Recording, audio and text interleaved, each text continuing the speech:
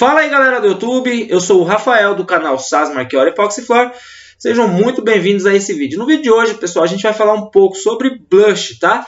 Blush são essas marcas que você está vendo aí nesse piso, parece que ele está todo engordurado, ou seja, fica fosco, né? Ele pode ocorrer por alguns motivos, tá?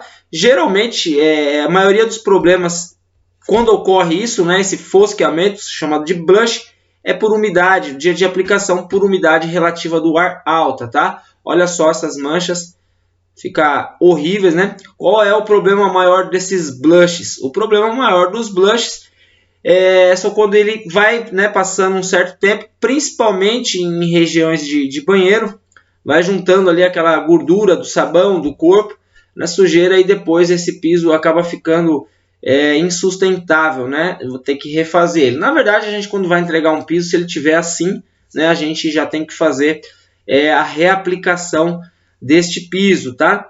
Olha só a próxima foto que eu vou deixar aí para vocês.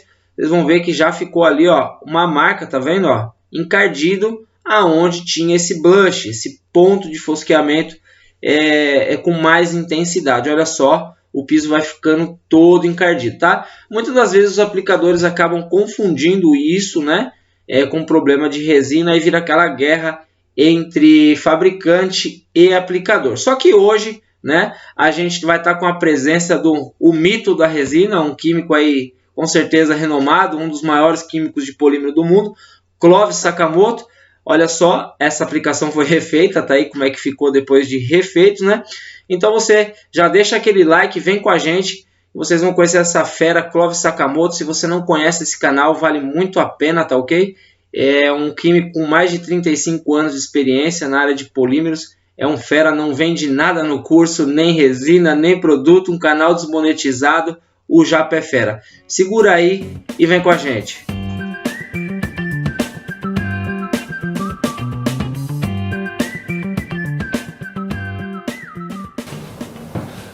Oi, aqui é o Clovis. Hoje eu vou falar um assunto que me perguntam com uma certa frequência, sobre blush.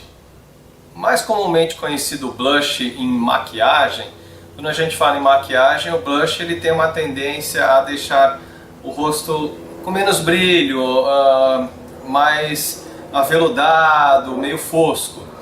E na resina esse termo é associado muito similarmente. Quando a gente fala em blush em resinas epóxi, nós estamos falando sobre uma aparência muitas vezes enevoada, esbranquiçada, em alguns casos até oleosa. E por que isso ocorre? Basicamente ele ocorre em dois tipos de famílias de endurecedores. Quem me acompanha já há algum tempo sabe dos vários tipos de endurecedores que podem ter na resina epóxi. Basicamente ocorrem nas aminas e nas amidas. E como isso ocorre? Eles formam o que nós chamamos de carbamatos. Eles reagem com o CO2, o dióxido de carbono existente na atmosfera. Ele reage isso daqui com esses radicais hidrogênios e formam carbamatos, que podem se apresentar no formato de sais ou de carbamóil, como a gente fala, numa aparência meio oleosa.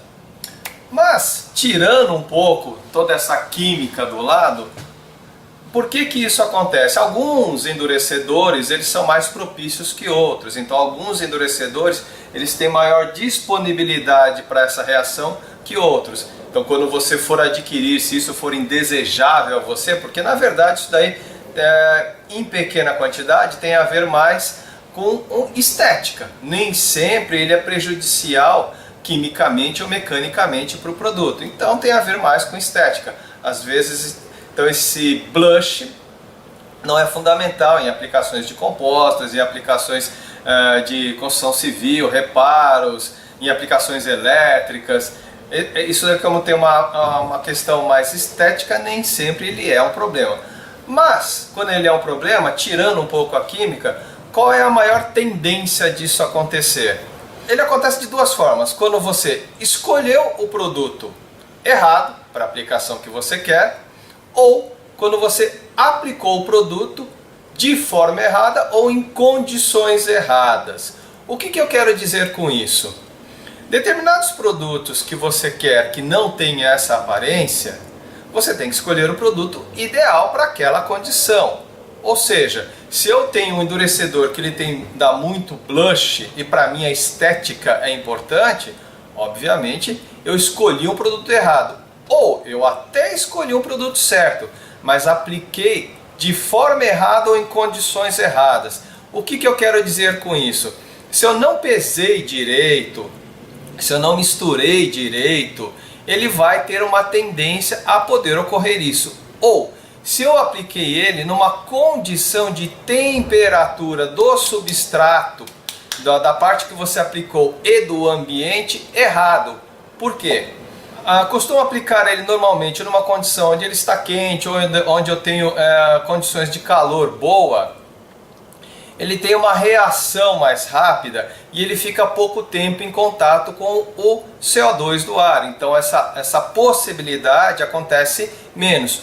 Ou se eu faço uma aplicação onde eu tenho uma maior espessura, um maior volume, onde há um pequeno aquecimento na reação, esse calor de reação da resina faz com que o blush também não aconteça ou aconteça muito pouco.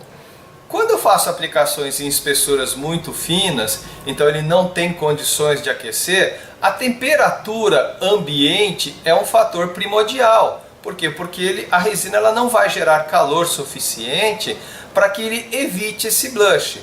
Outra coisa que pode acontecer, é muito comum as pessoas misturarem o produto, fazerem a aplicação numa condição boa, numa condição de temperatura elevada. E aí, às vezes, a completa homogeneização, a correta homogeneização não influenciou tanto. Mas, se você está numa condição de temperatura onde não é a ideal, a correta homogeneização é um fator muito importante.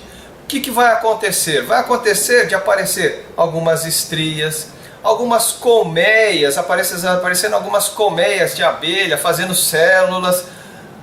Por que isso acontece? Porque a mistura, ela aparentemente, apesar de você achar que ela foi bem misturada, não foi. Então eu deixei pequenas porções muito pequenas de endurecedores que ficaram desproporcionais, e aí ela vai aparecer como formato eventualmente de estrias no meio da resina. Ou até acontece de formar pequenas células, como se tivessem pequenas micelas em voltas. Isso acontece porque esse endurecedor que está em volta aqui, ele não ficou bem homogêneo nas micelas da resina. E aí, como a reação está lenta, fria, com até uma coisa que é muito comum no inverno, é muito comum ter uma poluição muito grande.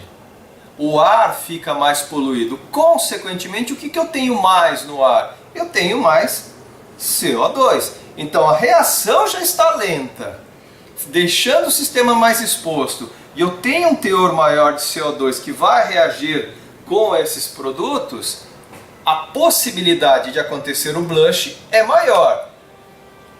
A escolha do sistema que você vai aplicar, seja lá em qual condição, sendo que a estética ali é muito importante, tem que seguir certas regras. Primeiro, você não vai poder aplicar a resina em qualquer condição.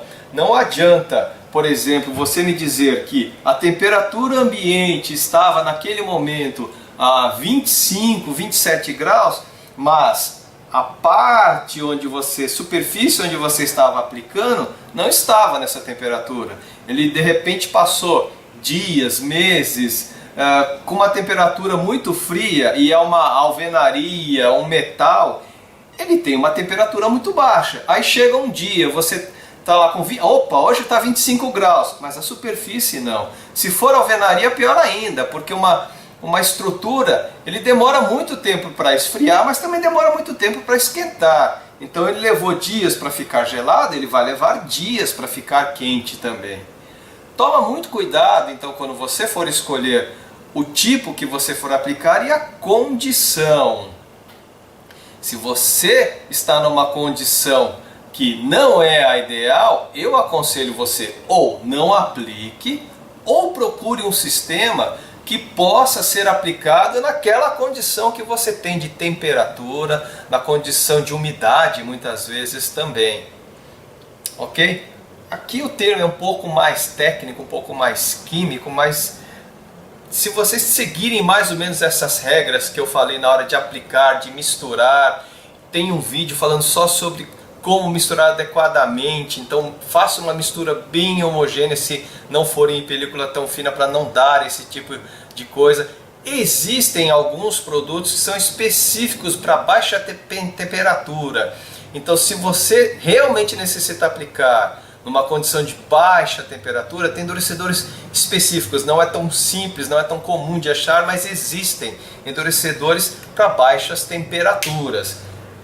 Com certeza ele só deve ser aplicado para baixa temperatura, porque se você for aplicar esse mesmo endurecedor para um local de temperatura mais elevado, como ele é muito mais reativo, aí você não vai ter tempo de trabalho.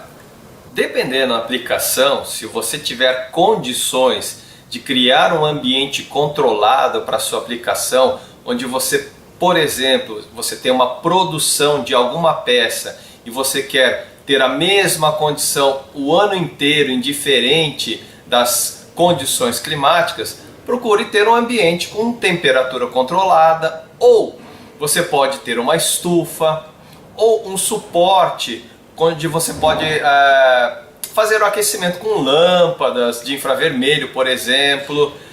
Tenha sempre uma condição que você possa regular esta temperatura, tanto para cima quanto para baixo, se você quiser ter uma regularidade de produção de algum tipo de peça que você faça com resina. Porque senão você vai estar sujeito às variações do tempo. Na época muito quente vai acelerar muito a reação, na época muito fria vai acontecer dele se tornar muito lento e poder dar o blush. Se você produz peças, procure investir um pouco no controle de temperatura da aplicação das suas resinas. Tá certo? Esse é o assunto de hoje, que ocorre muito numa época de inverno, de outono. A recorrência é muito maior por esses motivos que eu falei.